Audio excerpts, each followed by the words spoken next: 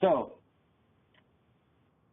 we all know that sell-through is critical to our success, and really that is a compilation of two important factors. One is that we grow the plants well and that the plants are also retailed well. So those are the two critical pieces of the puzzle. Often we separate them, and as growers we think our job is done after we have shipped the plants, but we need to recognize that how we grow the plants does affect retail performance and the show that we have in retail. So, and that's what we'll focus on today. In today's webinar, we'll talk about using plant nutrition and fertilizer and plant growth regulators to grow petunias that perform well in the retail environment. And the second half, we'll talk about techniques to prevent petunia flower meltdown. So some of the trends that we've observed in recent years is that growers are using less fertilizer, mostly nitrogen and phosphorus being the nutrients we're most interested in perhaps, and less paclobutrazol or bonsai drenches to grow the plants. And the concern is that what impact those new practices or changing practices have on retail performance. And so that we try to answer those questions in this project. So I'm going to walk you through an experiment that we did this past fall in our greenhouses to address that question, how plant nutrition impacts retail performance. So our experiment was simply to start with Easy Wave pink petunias, started from 288 plug trays, planted into 6-packs. And the fertilizer that we used was 15-5-15. Many of you are using 17-5-17, which is very similar. And we provided plants with a constant liquid fertilization program of either 50, 100, or 200 parts per million. So every irrigation fertilizer was delivered at one of those 3 rates. We applied in a relatively low volume irrigation, so we were putting on about 33 milliliters per cell so that we would not have leaching, so that we could really account for all the nitrogen that we put on the plants that was actually in the media and not coming out the bottom of the pot. And then also for experimental purposes and some practices that a lot of growers or some growers are implementing now is to remove the starter charge from the growing media. So we didn't have that to account for. So all the nutrition we've applied to these plants came through the liquid fertilization program. So as you would expect, we have to do PGRs for these plants to finish well in 606 or in 6-packs. And so what we did was for the plants that received 50 parts per million nitrogen, 7 days after transplant, we applied a 5 part per million bonsai drench. The plants grown at 100 parts were clearly more vigorous, so we came in with a second application of bonsai on day 14 at 7 parts per million. And then the heaviest feed treatment, 200 parts per million nitrogen, we came in with a second drench application of bonsai at 10 parts per million to keep those plants. We wanted all the plants to finish with as good quality, good appearing plants that we would be fine shipping to a retailer. So I'll show you some pictures as these plants are growing, what they look like. Day 25 after transplant, 50 parts per million constant liquid feed treatment. You can see the plants are fine. They're relatively small and just starting to flower. Compared to the 100 parts per million constant liquid feed treatment, you can see you have more chlorophyll. It's a deeper green color. You can also see the PGR, the higher rates that we've applied here. You can see that in the plants. Also, the plants flowering a little bit ahead of the 50 parts per million treatment. And then actually the plants that flower first are the 200 parts per million treatment. You can see the bud count is quite high. The color is exceptionally good, dark green. But the plants are very compact. We sat on these plants pretty good with the paclobutrazol. And Jim? Yep. Yeah, we do have a question coming in. What was the volume of the bonsai applied? Yeah, we did 2 fluid ounces per cell. I think that's on one of the slides, and the presentation will, I think, be available for people to look at later or watch later, and okay. It's on there. Okay. Okay. Thank you. Good question. Thank you. Now, 35 days after transplant, basically when we consider these plants ready to ship, the 50 part per million plants, it's a good-looking tray in terms of color. The plants do not cover the soil and the plastic particularly well, but it's still an acceptable tray, I think.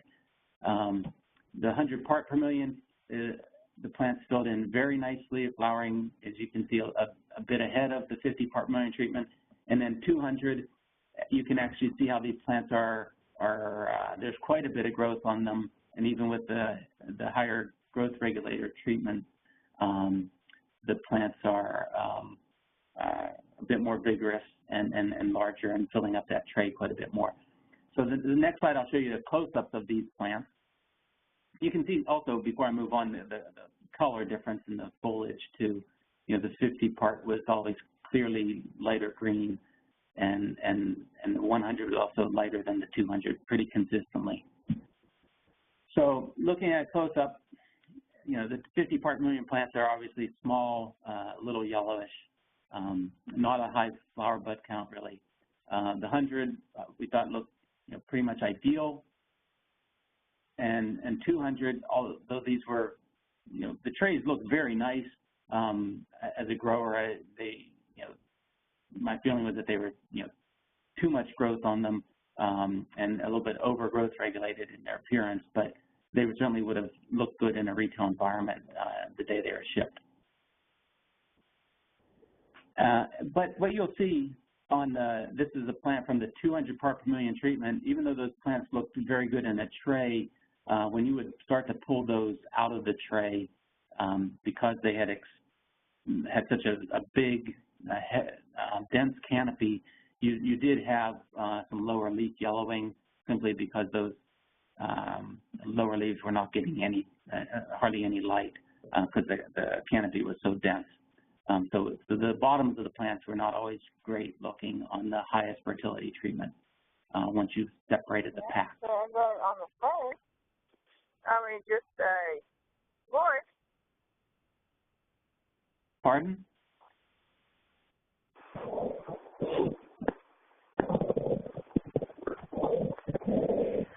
Hi, if you happen to have any questions, please send them to me, Lisa Lacey, and then we'll be able to get the question out to everybody.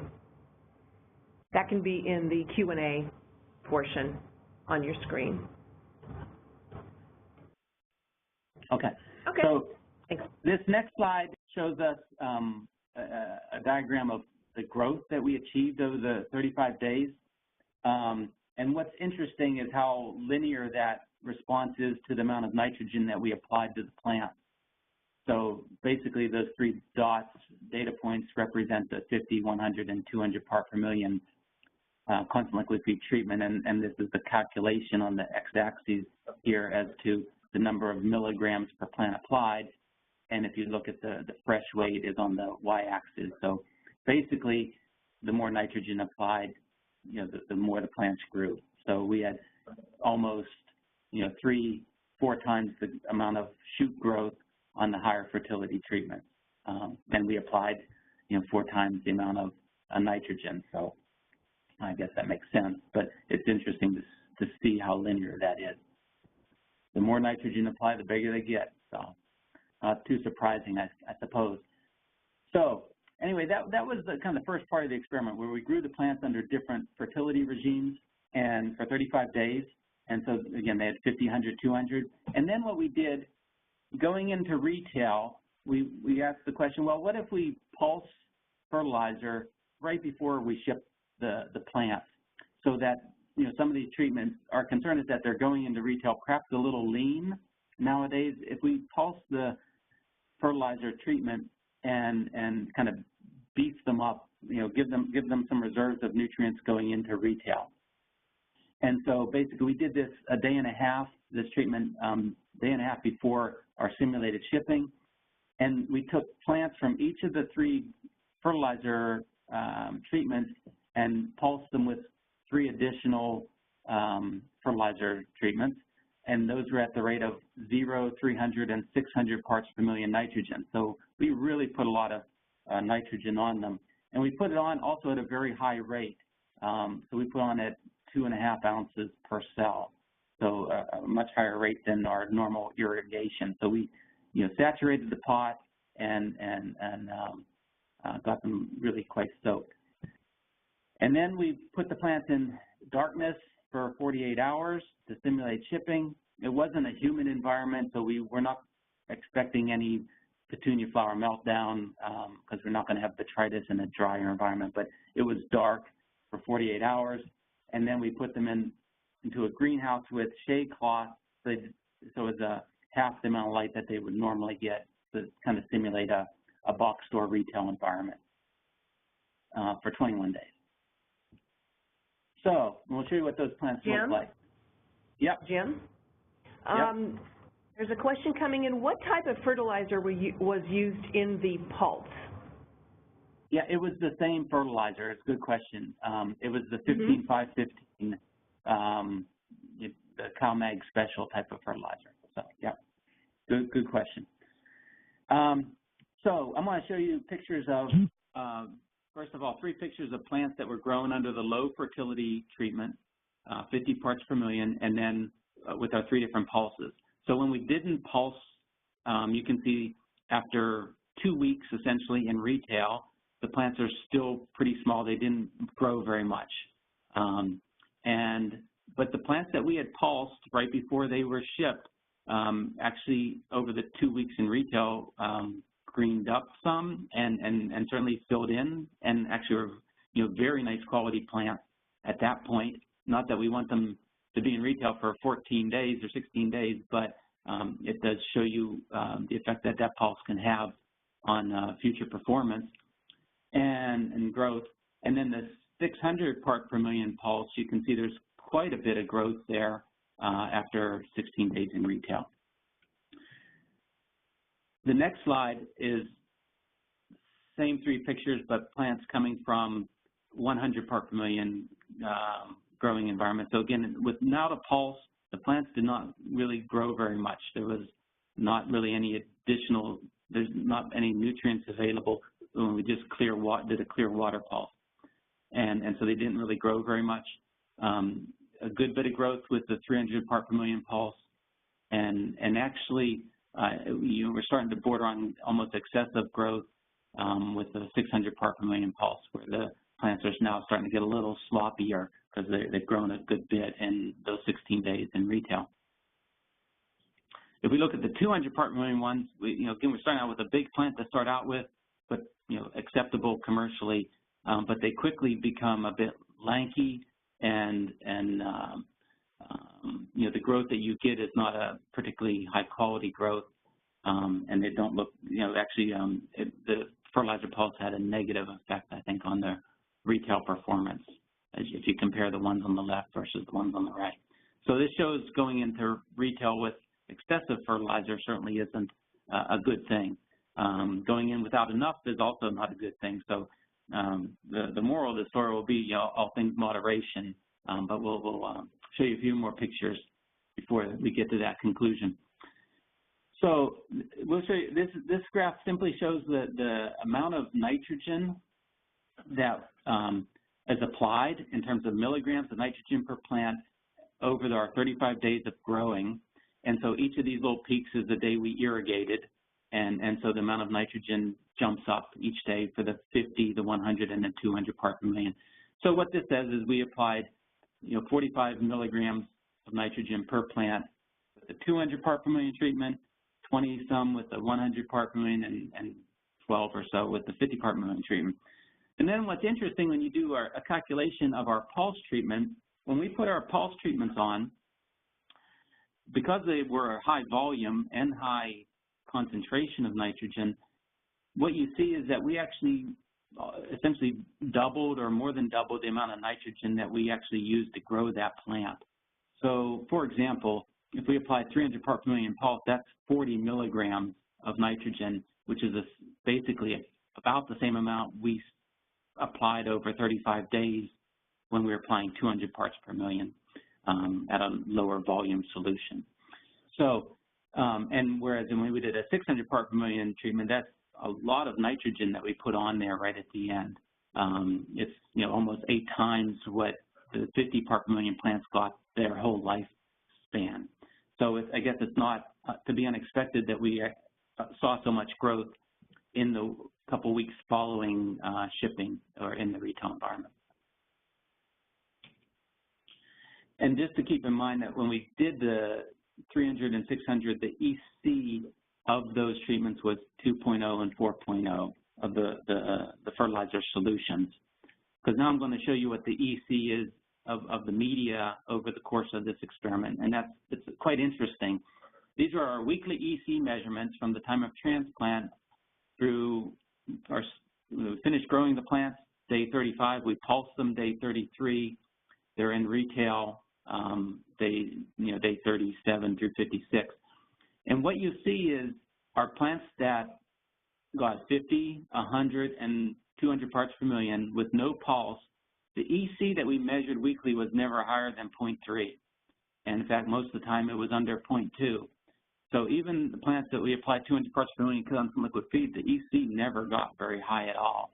And that, again, that shows you that the plant is taking out all the nitrogen that you're giving it, essentially, at this point. So then what we will show you is the pulse treatments, which is pretty neat. We pulse the plants here, day 33, and now I'll show you 3 more bars that we can see the plants that were pulsed with 300 parts per million, the EC, after the plants came out of our simulated shipping, had jumped up to 0.4, 0.6, and then immediately start to come back down. When we pulse them with 200 parts per million, they jump up quite a bit, up to almost 1.0, and then again come back down. So interestingly enough, after a few weeks in retail, they're back down to under 0.2 again. So the plants definitely are removing the nitrogen and utilizing it. I pointed out earlier that the bud counts were different in the different fertilizer treatments. I just wanted to show you some data, and these are across the x-axis are our 50, 100, 200 part per million treatments, and this is flower number per plant. So again, you can see we're lower flower count, and as we go higher with the nitrogen, we have better flower counts. And it was, again, a linear response. All right, so now after these plants have gone through 3 weeks of simulated retail, then we did our simulated garden performance, which we simply took 3 plants and put them into a 3-gallon container and put them in the greenhouse. This media that we planted into did have a starter charge, and we had them out here now for 3 additional weeks and took pictures, and we'll show you what there's these 9 different treatments, how the plants grew out.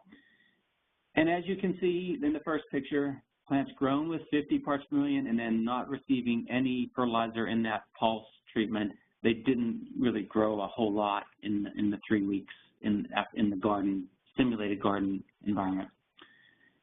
If we pulse them with 300, we got considerably more growth in that garden environment. So that one pulse really, had a substantial impact on consumer performance. Now the plants you can see the growth that we're getting are new shoots, big soft shoots. You can see some of the older growth here, but the new growth is soft and aggressive. 600 part million, we certainly have more growth yet coming out of those plants. And so it's pretty dramatic to see how much growth that one fertilizer pulse provides the consumer. And that's pretty interesting. I would not have predicted quite that response, but it was impressive. Now to show you the 3 plants grown under 100 parts per million and then pulsed with our 3 pulses. you can see the plants are still a bit darker green, I think, than a lot of the 50 part per million plants, and I attribute that to the growth regulator that they had. Keep in mind, I'm showing you some of the worst plants here. Many of these plants grew quite well, but when you look at a plant down here that has a bad architecture, that tends to be kind of a remnant of the growth regulator treatment, where the plant isn't nice and bushy, that it is still in primary one or two main shoots and not a lot of branching. We can see in the middle plant branching starting to occur, and so these plants in a couple weeks after this actually look quite good, but that growth regulator does hold them back for a while, even with a good nutrition program. And then the 200 part per million plants are quite interesting. You can see they're dark green, and the architecture is pretty poor, despite all the nitrogen that we've put on them. That the growth regulator on some of these plants really held them back from good retail performance. So even though we had a nice dark green plant, a decent looking tray going into retail, the growth regulator that we had to use to hold these plants back, I think really had a detrimental impact on the garden performance. And to pick out three other pictures of, again, these are plants are 3 different growing regimes, 50, 100, 200. And then these got the 600 part per million pulse. And this picture is taken a couple weeks after the previous picture. And you can see the 50 part per million plants really branched out very well. I think they had less growth regulator, and then the high fertility pulse really pushed out good growth. Now, the 100 and 200, we had some plants that look very good. These are pictures showing you some of the poorer ones, but to show you what can happen, there's a lot of good growth on these plants, but you can still see the architecture is not great from that growth regulated treatment, and on the 200 part per million, the architecture is quite poor. Again, a few weeks after this, the plants are all excellent, but there is certainly a period of transition where the plants are a bit ugly when they're over growth regulated in the growing environment. So I'll give you my summary of my perception of how these plants perform. We have our 9 different treatments listed here, and then if we look at the plants day 1 in retail, I would have been quite proud of any of these 6 treatments going out the door on day 1. But if we look at day 14 in retail, the good-looking plants really started to shift, in that the plants that were lower fertility that were actually pulsed and started to grow nicely are good, and these ones that we pulsed actually had, I think, excessive growth, and that growth was not that good of quality because of the architecture of the plant. So, and then in the garden performance, again, I think it shifts a bit downward, so that really the sweet zone was 100 part per million treatment, but this shows that in the long term, a little bit lower fertility early and rescuing the plants, I guess you could say, or bulking them up before shipping was actually better in the long run than growing them under high fertility and then having to hold them with growth regulator, which really impeded their future performance. So again, it ends up being, all things moderation. Too much fertilizer, too much PGR is not a good thing. Too little was also not a good thing. So we'll transition to the second topic, and that is maintaining flowers in retail. So we grow nice looking flowers in the greenhouse, and how do we keep them looking good, prevent the flowers from melting down, in 3 simple steps. So the first step is actually feedback we've gotten from some growers that have done some trials with us this past spring. And I'll show you some recommended treatments in a moment, but some of the growers just said really the best single thing that they did last spring was take some time out of their production schedules.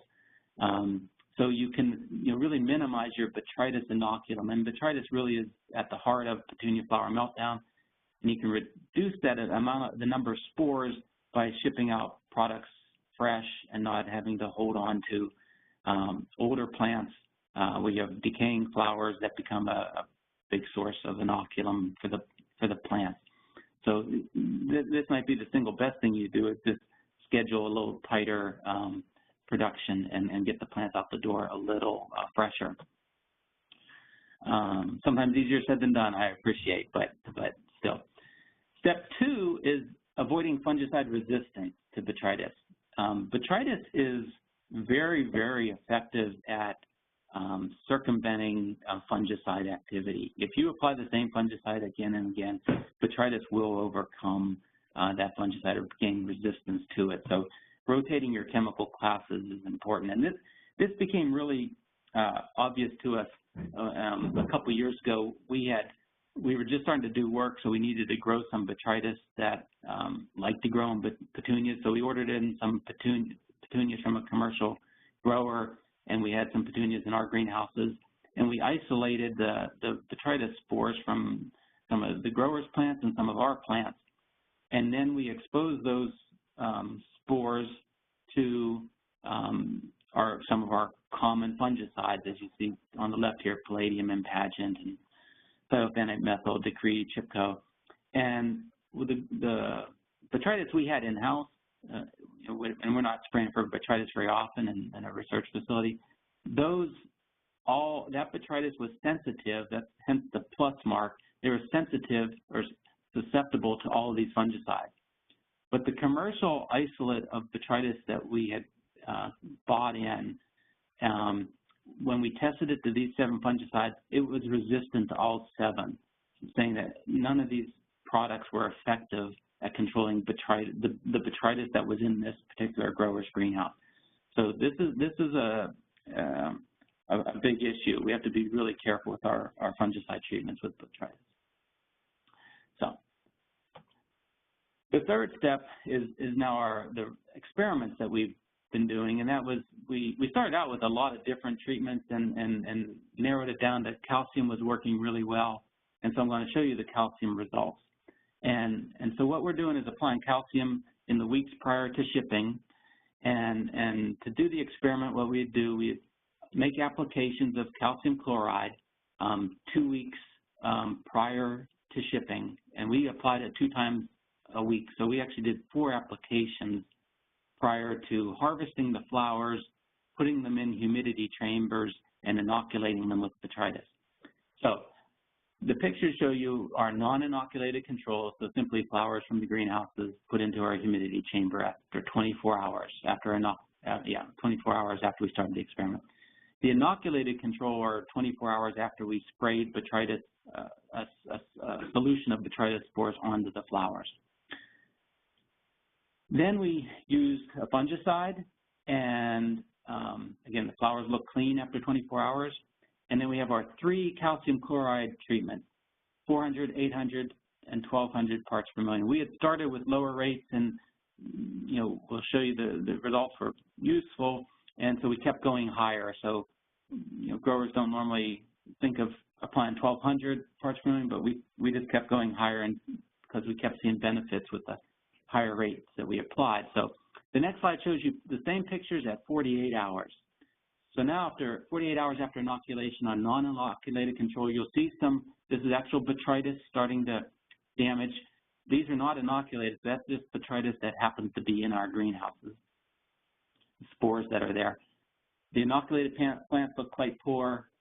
The fungicide looks poor because we chose in this experiment to use the isolate of the fungicide-resistant botrytis. If we had used isolate of the sensitive fungicide-sensitive botrytis, this picture would look much better.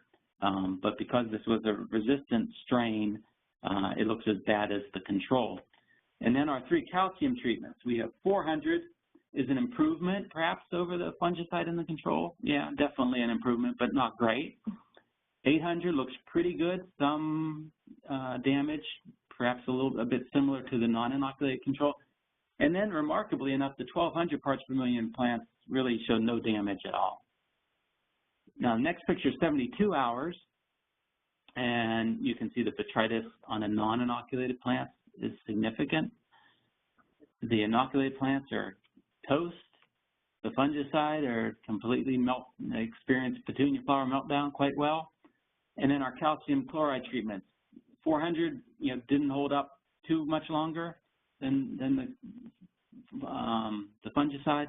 800 is, better than the controls, but the 1200 was just absolutely remarkable.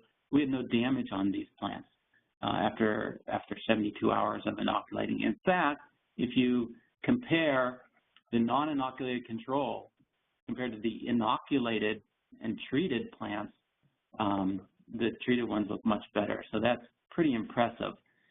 And then keep in mind, we're spraying plants that are flowering, and we're essentially spraying buds, because to do the experiment, we harvest the flowers right as they're, the day after they've opened, because we need to do the experiment with fresh flowers.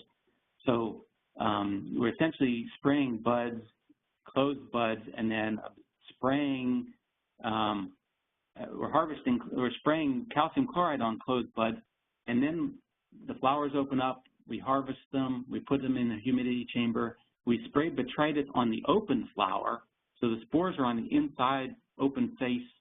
The calcium's all been on basically the back side of the petals, and yet it has worked very well. So that's impressive. And this, you might be interested in the mode of action and how is calcium doing this. And what happens is, one of the possibilities is that Botrytis as a fungus excretes an enzyme to digest the cell walls of a plant, so then it can feed off of those dead cells. And calcium actually helps to inactivate that enzyme. So the Botrytis excretes this enzyme, but it doesn't work on the dissolving the cell walls, and so therefore the tissue doesn't become necrotic, and so then the Botrytis doesn't really grow and sporulate. So our take-home message: shelf life is not just a retail concern. What you do as a grower affects retail performance. And petunia flower meltdown, it can be controlled. It is not a helpless situation. More specifically, our kind of recommendations or proposals for where you can start implementing some treatments this spring. One is, with the fertilizer part of this, is to avoid heavy fertilization. We like the more moderate approach, and we don't like the heavy PGR either because of the negative retail presentation and negative consumer performance. Moderate fertilizer, we're thinking 75, 80 to 100 parts per million nitrogen. Constant liquid feed is good. Keep the paclobutrazol drenched moderate also. We think probably around under, of course, we're in South Carolina, so these numbers aren't applicable to everybody, but I would like this, if we're doing it, we would try to stay under 10 part per million total concentration applied, or less than 0.6 milligrams of active ingredient per plant. But again, that certainly will vary with climate. But strategically thinking, I think it's better to push a crop toward the end. You might want to grow it leaner. There's some advantages to that, less PGR, maintain control, but we don't want to be sending plants into the retail environment, particularly lean. So, pulsing them at the end or fertilizing a little bit heavier the week before is a strategy that can be useful. And it's certainly better to push late as you see the market and opening up, rather than growing them fast and aggressive early and then having to sit on them with growth regulator late. And so if you're considering pulse fertilizer applications, we did 600. We're not recommending 600. That's pretty aggressive, and it's probably a bit on the wasteful side. We think we got nice results with 300, and that should be sufficient, something in that range. 200, 300, just giving a good drench with that going out the door has some real positive features in the post-harvest retail garden performance environment. For petunia flower meltdown, our strategy, if you can take out some production time, reduce the inoculum, that's fantastic. Rotate your chemical classes. Be careful with botrytis resistance. That's a big issue. And then finally, calcium. We had several growers, about a half dozen or so last spring, tried these calcium recommendations and gave us feedback, and they unanimously reported positive results. And several of them, tried on other crops. And so basically what we see as being successful is applying calcium in the week or two prior to flowering and shipping. Some growers are just simply adding calcium to their fungicide applications, or some other, if they're spraying the plants with something, pesticides, put calcium in to get that on there weekly. And then, most of the growers we worked with were experimenting with the 600 to 800 part per million range. Again, just taking these things one step at a time. Even though our 1200 looked awfully good, on one of our experiments we saw a little bit of discoloration on the flowers. Not particularly bad. The plants still look good, but if you knew what color red they were supposed to be, it wasn't quite as true a red. So their 1200 is certainly pushing the limits, and we haven't sprayed on dozens of varieties and dozens of colors. So again, we're kind of recommending a more moderate approach, and then you see observe success. You can go up as you gain some confidence in the treatment. Also, we have exclusively used calcium chloride just because it's relatively inexpensive.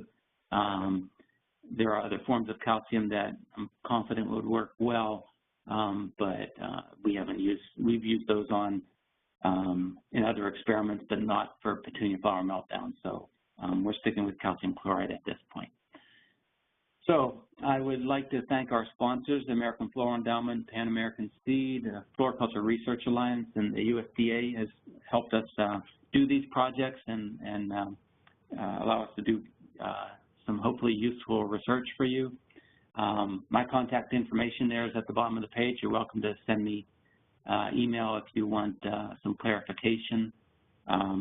Otherwise, I think, Lisa, if we have any questions, we can try to address those now. Yeah, we do. We have another question. What is the mechanism for the benefits of the calcium?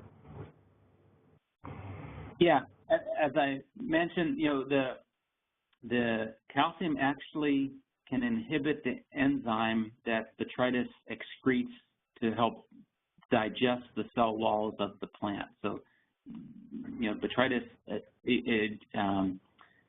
produces this enzyme. The idea is it digests the cell wall so that then the fungus can feed on the contents of those cells. So calcium actually helps to inactivate those enzymes so that they don't break down the cell wall. They keep the plant stays intact. So I guess it's a bit of a fortress approach. Yeah. Okay. We have another question. What about a foliar feed with calcium nitrate, and if so, at what ppm rate? The work we've done with calcium nitrate, we would use similar rates as calcium chloride.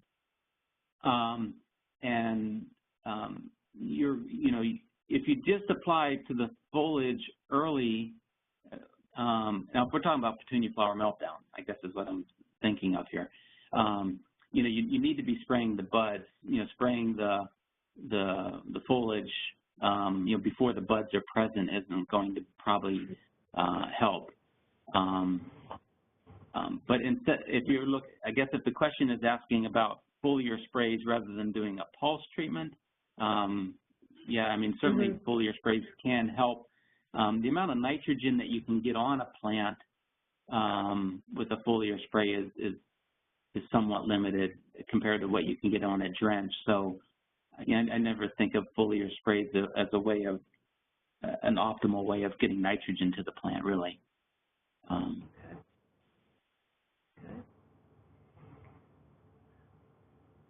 To the participants, are there any, here we go. Yeah, this would be to prevent the meltdown is what the question was related to. Yeah, calcium chloride, the calcium nitrate can work. Again, we went with calcium chloride. I don't see why calcium nitrate wouldn't be just fine. We have also, in other experiments, we've had some success with, calcium chelate, calcium EDTA. You use much lower rates than these rates. That was, you're down at 80 parts per million with calcium EDTA. And again, we haven't sprayed that on flowers. That's been on for cuttings. It definitely can get some calcium in the leaf tissue. So, Okay. Well, to the participants, are there any additional questions out there at this time? I'll give you just a moment. Type them in if necessary. I would like to really thank you, Jim, for the research that you and your team have done putting this together. I think these are really useful and beneficial tips, and thank you very much for that and for this well-done presentation. Thanks to the participants for joining us. I also want to send a thanks out to Brian Kaur, Victor Borst, and Robert Melks for their assistance in this project. We do have a couple more questions. So there's a question, did you see any phyto with the calcium chloride? I know you mentioned, Jim, at like the 1200 rate, there might be a bit of a discoloration on some of the colors. Did you happen to see any other phyto? Sure. The only thing we saw was some discoloration, and that was just one experiment. We've repeated this several times, and other times we haven't seen it. Now, we had one grower that did treatment this past spring, and one grower actually reported an enhanced flower color, which was funny. One grower, they started spraying it on other species, and they said they got some damage on marigolds, and I think it might have been begonias. I can't remember the other one, but, because they were having success with petunias, so they said, well, let's just spray it on everything. And so there were some other species that, I know marigold was one of them, that showed some, a little bit of phyto. Okay. Well, should you want to review or share this presentation, it has been recorded, a link will be sent to all of you participating, and it will take you right to that, right to the presentation. So, I guess with that then, we want to sign off and wish you all the best this petunia season, and thank you again, Jim, very much for putting this together for us. And my pleasure. Okay. Take care, everybody.